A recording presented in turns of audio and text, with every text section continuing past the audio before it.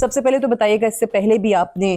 سفیر کی ذمہ داری نبھائی ہے پراگ میں، ہم نے دیکھا ہے روس کے حوالے سے خاص طور سے، کیونکہ دنیا ان سے کٹی ہوئی ہے، الگ سب سے ایک انہوں نے دنیا بنائی ہوئی ہے، تو یہاں پر سفارتکاری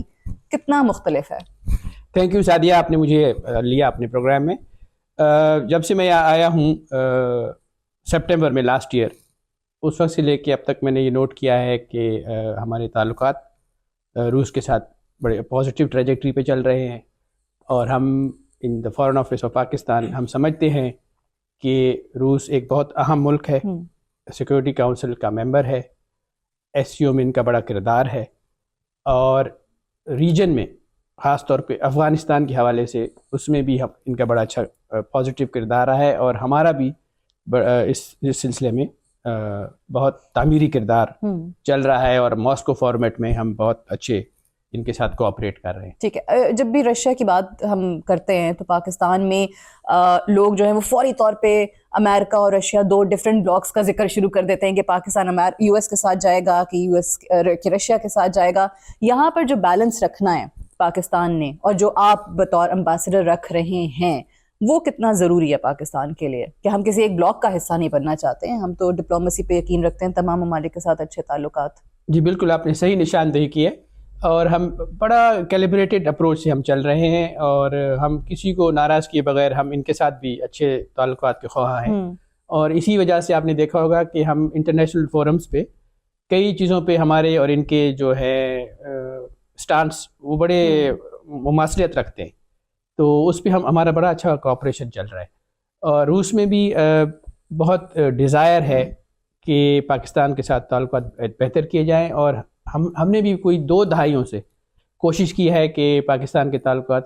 امپروو ہو جائیں روس کے ساتھ، اور اسی طرف ہم چل رہے ہیں. اور آپ نے دیکھا ہوگا کہ ہر شعبے میں ہم نے تھوڑا اسٹیپ بائی اسٹیپ، بے شک وہ بیبی اسٹیپس کیوں نہ ہو، مگر پازیٹیو چل رہے ہیں ہم ان کے ساتھ. ہمارے ہاں ایک بہت جو اپریہنشن دیکھنے کو ملتا ہے وہ یہ ہے کہ جناب رشیا کیونکہ باقی دنیا کے ساتھ ان کے تعلقات نہیں ہیں، اکیلا ایک ملک ہے، سو ہمارے جو بزنس مین ہیں وہ یہاں کی مارکیٹس کو، یہاں پہ کاروبار کو ایکسپلور کرنے سے بہت گھبراتے ہیں.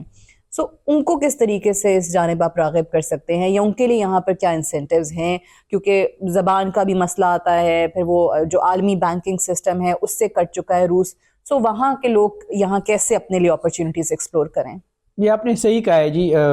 جو ہمارا بزنس مین ہے تھوڑا شائع ہے، مگر آپ یہاں دیکھیں کہ روس ایک بہت بڑا ملک ہے جس کے 9 ٹائم زونز ہیں، اور اس کے علاوہ یہ پورا سینٹرل ایشیا جو ہے یوریشین اکنامک یونین میں شامل ہے. ہم کسی بھی ملک میں، اور یہ ہمارے لیے بہت بڑی مارکیٹ ہے، اور اس کو ہم نے ابھی میرا خیال ہے صحیح طریقے سے ایکسپلور نہیں کیا، اور اس کو ابھی اس وقت ہمارے پاس اسپیس ہے، کیونکہ یوکرین کی جنگ کی وجہ سے کچھ 66% یورپین یونین سے ان کی جو ہے ٹریڈ کم ہوئی ہے. تو اس سلسلے میں میں سمجھتا ہوں کہ ہمیں یہاں یہ مارکیٹ ایکسپلور کرنی چاہیے. اور آپ کو یہ سن کے خوشی ہوگی کہ پہلی دفعہ پاکستان کی تاریخ میں ہم نے crude oil last year Pakistan پہنچا، اور اب تک کوئی 4 کنسائنمنٹ سے جا چکی ہے. تو یہ ایک صحیح قدم اور صحیح ڈائریکشن ہے، اور ہم سمجھتے ہیں کہ کوئی بھی ایسی چیز جس سے پاکستانی عوام کو ریلیف ملے، کیونکہ آپ پتہ ہے انرجی وہاں ایک بہت بڑا مسئلہ ہے، انفلیشن بہت ہے، افراط زر، تو اس کو حل کرنے کے لیے. اور روس جو ہے ایک بہت بڑی گرین مارکیٹ ہے، اور پچھلے سال بھی ہم نے کوئی 1.4 ملین ٹن جو ہے میرا خیال ہے گرین جو ہے ہم نے امپورٹ کیا ان سے، اور میرے حساب سے چنا بھی بہت پاکستان امپورٹ ہو رہا ہے. اور اس کے علاوہ میں نے یہ بھی پتہ کیا ہے کہ فرٹیلائزر بھی کافی ہم امپورٹ کر رہے ہیں ان سے.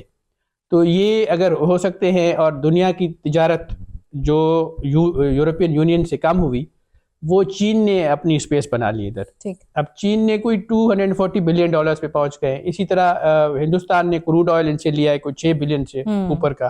اور اس پہ کوئی اباؤٹ 3 بلین کما بھی لیے ہیں ریفائن کر کے. اور اس میں 1.2 بلین، آپ کو حیرانگی ہوگی کہ میڈیا نے رپورٹ کیا ہے کہ 1.2 بلین کا جو ہے کروڈ انہوں نے امریکہ نے خریدا ہے ان سے، ہندوستان سے. تو آج کل کی جو دنیا ہے جی، اٹس آل اباؤٹ اکنامکس.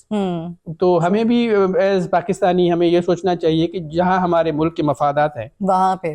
آپ کو ہر تھوڑے عرصے کے بعد IMF کے پاس جانا پڑتا ہے، آپ کو عالمی اداروں کی مدد چاہیے ہوتی ہے، قرضے آپ مانگ رہے ہوتے ہیں. سو یہاں پہ آ کر آپ کہہ رہے ہیں کہ بہت بڑی ایک مارکیٹ ہے اور اس کو پاکستانی بزنس مین جو ہے وہ ایکسپلور کر سکتے ہیں. جی بالکل بالکل. ٹھیک, آپ نے وہ چیزیں تو بتا دی جہاں جہاں پاکستانی بزنس مین کے لیے مواقع موجود ہیں جس سیکٹر میں. یہ بتائیے کہ جاب کریشن کو لے کر رشیا کے ساتھ ہم کس سیکٹر میں کہاں کوئی کولیبوریشن ہو سکتا ہے, کیونکہ پاکستان میں اس وقت ان امپلائمنٹ ایک بہت بڑا مسئلہ ہے. جو پڑھا لکھا طبقہ بھی ہے, جو نوجوان ہیں, ان کو نوکریاں نہیں مل رہی ہیں, جابز نہیں مل رہی ہیں.